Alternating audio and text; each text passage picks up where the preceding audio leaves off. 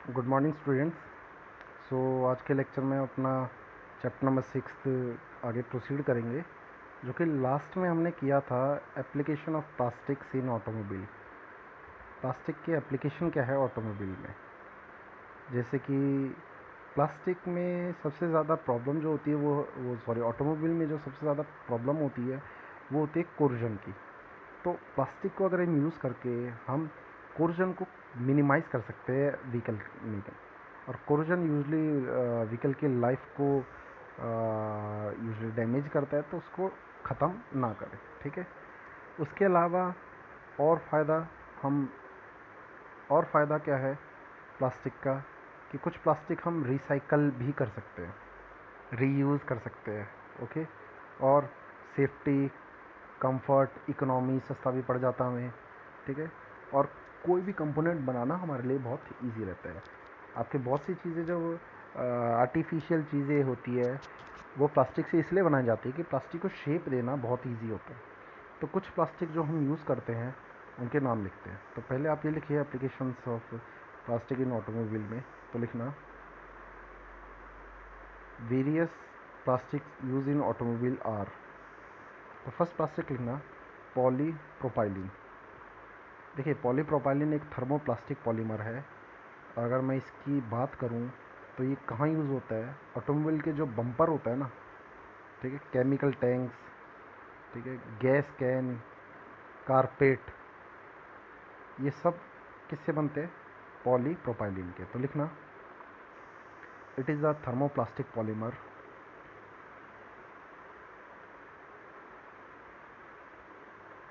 used for making automobile bumper, chemical tank, gas cans, carpet, fiber, etc. Okay.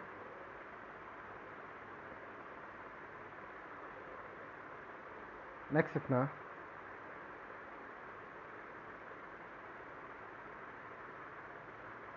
पॉलीयूरेथन, PUR, पॉलीयूरेथन। तो इसमें लिखना आप basically ये एक इलास्टोमरिक प्रॉपर्टी है, मतलब प्लास्टिक्स के साथ साथ इसके अंदर रबर की भी प्रॉपर्टी थी, इलास्टिक प्रॉपर्टी भी है।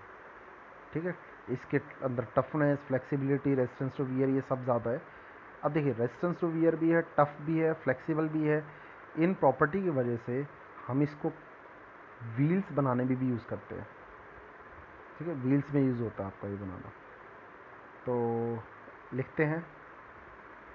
और दूसरा, सिटिंग के लिए भी ये फ्लेक्सिबल होता है, बैठने के लिए जो हम यूज़ करते हैं कुछ प्लास्टिक, वो हम इसी के बनाते हैं।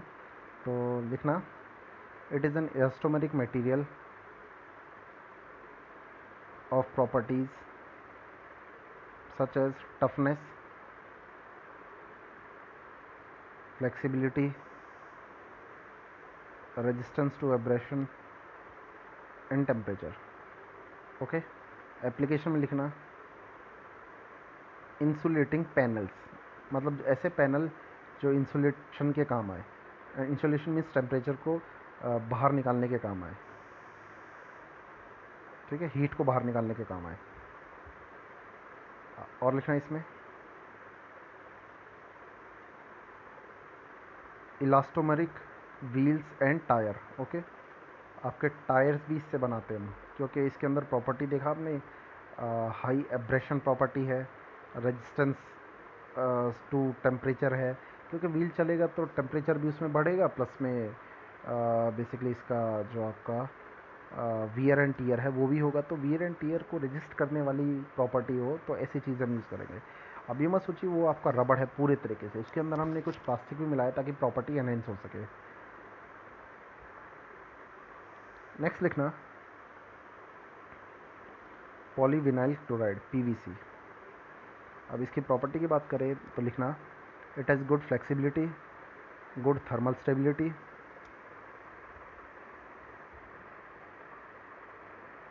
Flame retardant.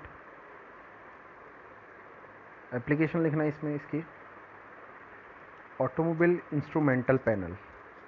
ठीक है, जितने भी आपके ऑटोमोबाइल के इंस्ट्रूमेंटल पैनल्स होते हैं, पाइप्स, डोर्स, ये सब इसी के बनते हैं। और एग्जांपल के तौर पे जो ऑटोमोबाइल के अंदर जो ये स्टीरियोज होते हैं वो भी इसी से बनते हैं, इसी प्लास्टिक से। नेक्स्ट लिखना ABS, acrylo nitrile butadiene स्टीरिन, ABS।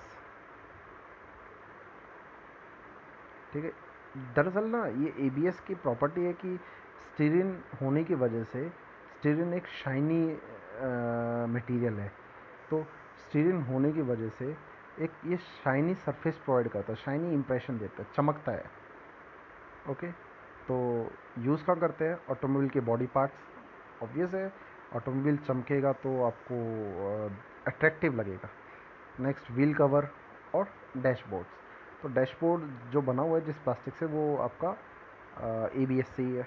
Automobile के बॉडी पार्ट्स और व्हील कवर।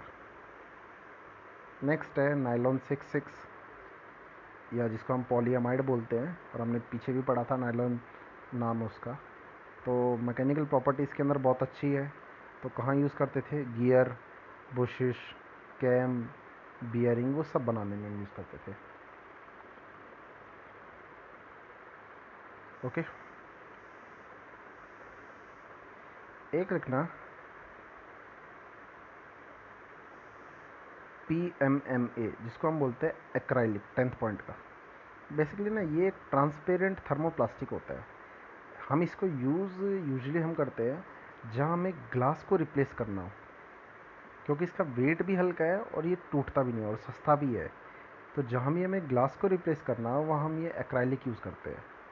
तो यूजुअली कहाँ होता है? विंडो डिस्प्ले और स्क्रीन्स हम इसी के थ्रू बनाते हैं। तो लिखना the acrylic is light in weight, so it is alternative to glass. It is cheaper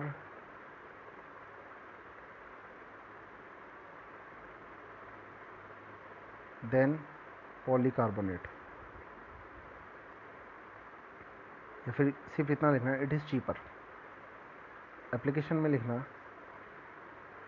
window displays, screen etcetera, वो सब एक्राइलिक की बनी होती है।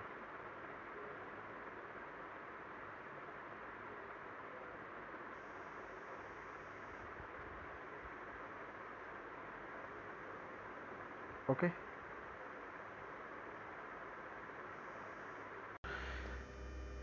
सो नेक्स्ट है हमारा पॉलीकार्बोनेट। ओके, देखिए अभी हमने इसमें लास्ट वाले में लिखा था एक्राइलिक में it is cheaper than polycarbonate. तो बेसिकली पॉलीकार्बोनेट आपका क्या है? ये एक एमॉर्फस पॉलीमर है जो जिसके अंदर कौन कौन सी प्रॉपर्टी है आपकी? Stiffness, hardness, toughness. ओके, और दूसरा ये जो मटेरियल है यूज़ क्या करते हैं हम? कार के बम्पर के पे, प्लस में बुलेट प्रूफ ग्लासेस भी। ये आपका हम इन प्लास्टिक को, इस पॉलीमर को हम ट्रांसपेरेंट भी बना सकते हैं, इसीलिए बुलेट प्रूफ ग्लासेस भी बनाते हैं। अब पॉलीमर पॉलीकार्बोनेट हमारे पास था, बट उसकी जो कॉस्ट है वो ज़्यादा है, इसीलिए हमें एक्राइलिक की तरफ जाना पड़ा था, कि acrylic is much more cheaper than polycarbonate. Okay, दूसरा अगर स्ट्रेंथ की बात करें तो पॉलीकार्बोनेट की इम्पैक्ट स्ट्रेंथ, हार्डनेस वो एक्राइलिक से ज़्यादा है। ओके, सो ये आपके कुछ पॉलीमर्स थे जो कि हम ऑटोमोबाइल में यूज़ करते हैं। इसके अलावा अगर आपको कुछ और देखना हो तो आप ये पॉलीइथाइलिन या फिर पॉलीस्टीरीन, ओके, ये आप देख सकते हैं एक्स्ट्रा, बट जो मैंने अभी तक करवाया है उन पॉइंट्स को ज़रूर ध्यान रखना। चलिए नेक्स्ट हम बात करते हैं रबर की। बेसिकली रबर का एक और नाम है जिसको हम बोलते हैं इलास्टोमर। ये भी एक पॉलीमर ही है, बट इन पॉलीमर की वो प्रॉपर्टी है कि हम इसको लगभग 2 गुना स्ट्रेच कर सकते हैं, खींच सकते हैं। और जब हम उस फोर्स को छोड़ेंगे तो अपनी ओरिजिनल लेंथ में वापस आ जाते हैं। तो इसकी डेफिनेशन लिखिए, rubber also known as elastomer is a polymer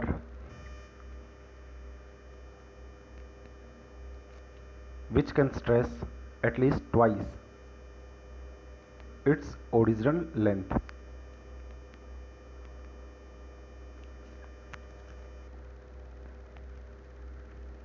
And it quickly return its original length after releasing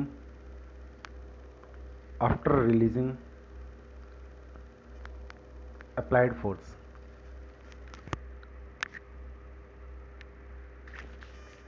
next है type of rubber. Type of rubber, basically rubber आपके दो टाइप के होते हैं, एक नेचुरल है एंड सेकंड इज सिंथेटिक। अगर natural की बात करें तो नेचर से मिलते हैं। कुछ ट्रीज़ है जिनके थ्रू हम रबर निकालते हैं। बेसिकली आपके पेड़ की जो छाल होती है उनके अंदर कुछ मिल्की कंपाउंड होता है। वो मिल्की कंपाउंड बेसिकली हमारा लेटेक्स बोलते हैं हम उसको। उस मिल्की कंपाउंड के अंदर से हम क्या बनाते हैं, रबर बनाते हैं। ठीक है। और बेसिकली जो ये रबर हमारा मिलता है लेटेक्स की मदद से हमें, वो रबर ज़्यादा यूज़ में नहीं आता, वो बहुत ज़्यादा सॉफ्ट होता है।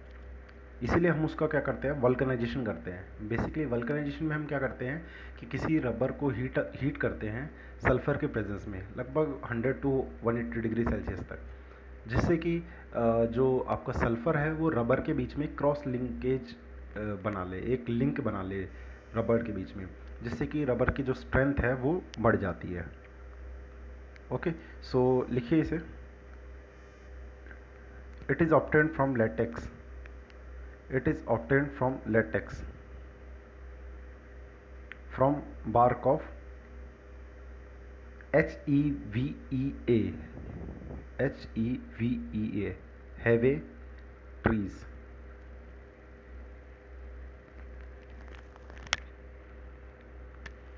Crude rubber is subjected to vulcanization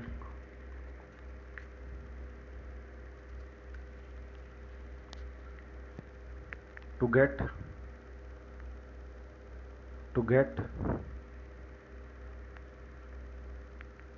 higher tensile strength.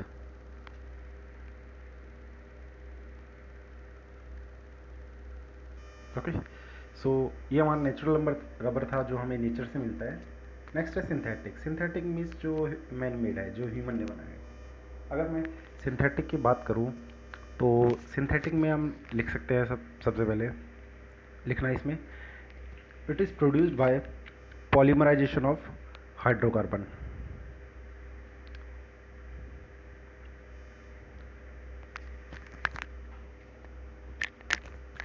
And some synthetic rubbers are as follows.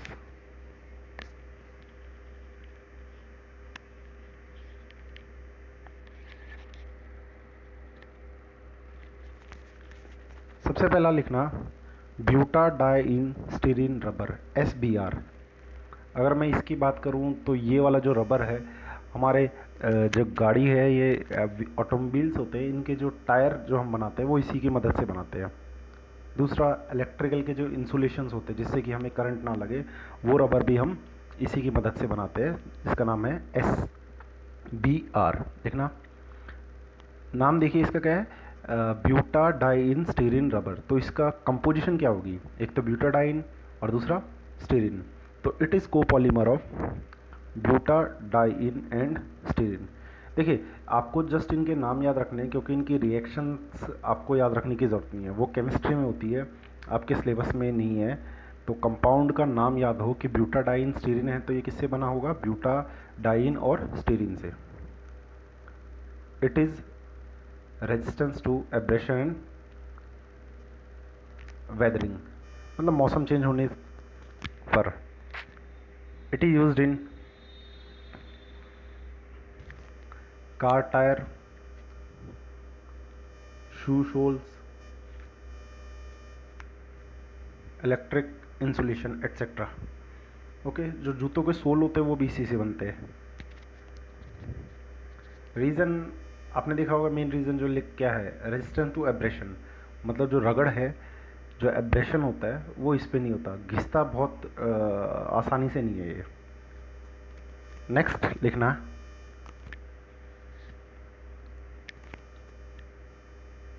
Next आप लिख सकते हैं butyl rubber. Butyl rubber, basically इस रबर की बात करें तो जो टायर के इनर लाइनिंग होती है, टायर के अंदर से जो लाइनिंग हम बनाते हैं, actually tyre different different layer से बना हुआ है, एक सिंपल टायर नहीं बनाया जाता।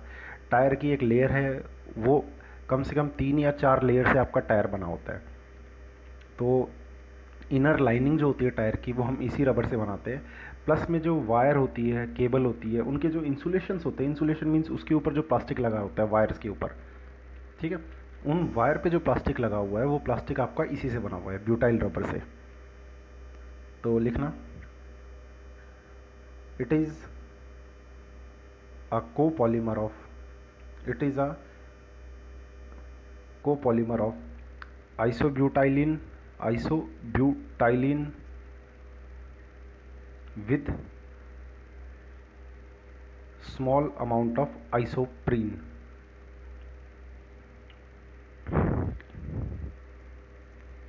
It is used for inner lining of tire, ठीक है, टायर की inner lining and cable and wire insulation. Okay, चलिए नेक्स्ट लिखना,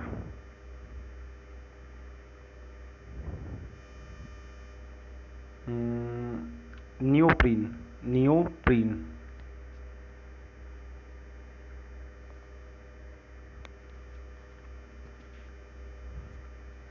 लिखना, it is a polymer of chloroprene. It is a polymer of chloroprene.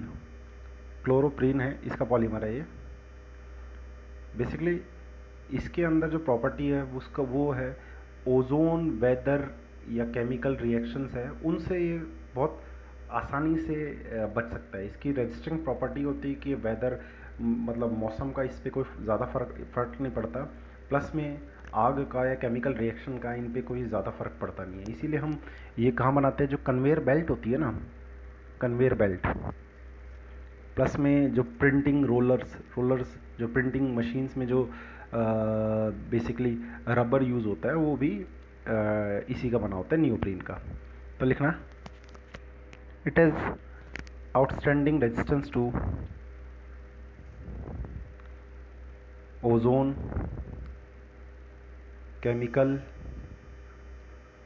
Oil and flame. It is use for conveyor belt, printing roller, gaskets etcetera.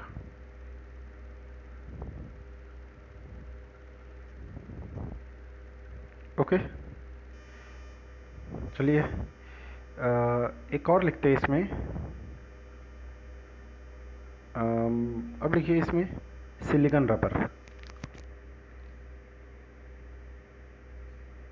Silicon rubber, लिखना, it is the polymer based on dimethyl silicone. Dimethyl silicon.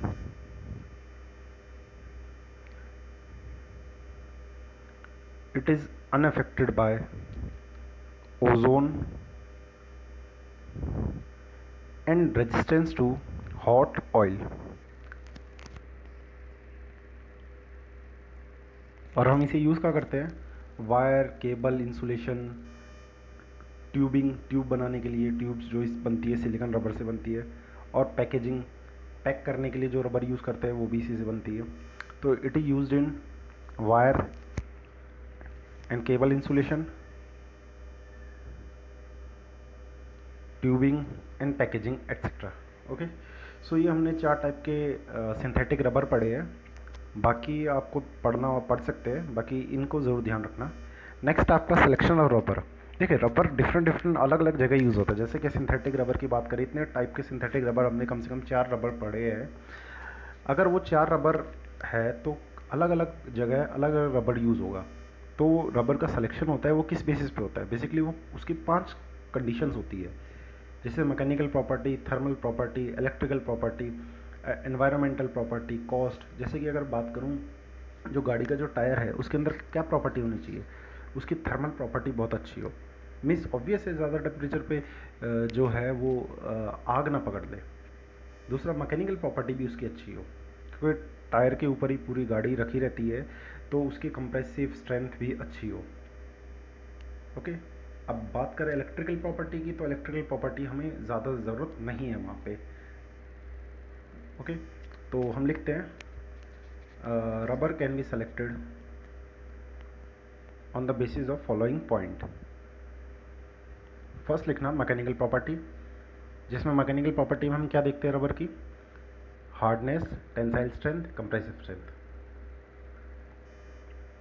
Next thermal property, उसमें हम क्या देखते हैं? Cold and hot, fire retardant. मतलब गर्मी में, ठंड में रबर कोई ऐसी प्रॉपर्टी शो ना अगर जिससे रबर को प्रॉब्लम है। ऐसा नहीं कि गर्मी में टायर में प्रॉब्लम आए या ठंड में टायर हम में क्रैक आना स्टार्ट हो जाए, तो ऐसी प्रॉपर्टीज़ ना हो। इलेक्ट्रिकल प्रॉपर्टी, कंडक्टिविटी और resistivity. Environmental property means tyre जो हम बना रहे हैं वो इन्वायरमेंट को भी इफेक्ट ना करे, उसमें chemical, oil, ozone etcetera. Fifth है कॉस्ट। कॉस्ट भी ऐसा हो जो कि फेवरेबल हो। अब प्रॉपर्टीज़ की बात करें, इतना हमने रबर के बारे में पढ़ा है यहाँ, तो प्रॉपर्टीज़ की बात करें तो रबर की प्रॉपर्टी क्या क्या है? पहली है, it is bad conductor of heat. Heat को कंडक्ट नहीं करता है। Next, it is elastic and flexible. It is elastic and flexible. Third, it is strong and tough. Strong भी है, टफ भी है। इट में रेजिस्ट एब्रेशन। एब्रेशन को भी रेजिस्ट करता है, इसी वजह से हम टायर बनाते हैं रबर के। और seventh, it is water proof. Obvious है वाटर प्रूफ है, कोरोजन नहीं लगता, ना ही पानी का उस पर कोई ज़्यादा कोई फ़र्क पड़ता है उस पर। ओके। सो यहाँ हमारी प्रॉपर्टीज़ ख़त्म हो गई और ये चैप्टर भी हमारा कंप्लीट हो गया। सो आई होप आपको ये चैप्टर क्लियर हुआ हो। इजी चैप्टर है, आप इसको अपने आसपास की चीज़ों से कनेक्ट कर सकते हैं। सो ये चैप्टर हम यहीं तक कंप्लीट कर देते हैं फिर, और नेक्स्ट क्लास में हम अपना नेक्स्ट चैप्टर स्टार्ट करेंगे। सो आप यहाँ तक इस चैप्टर को कंप्लीट करिए, अपनी प्रॉब्लम्स पूछिए।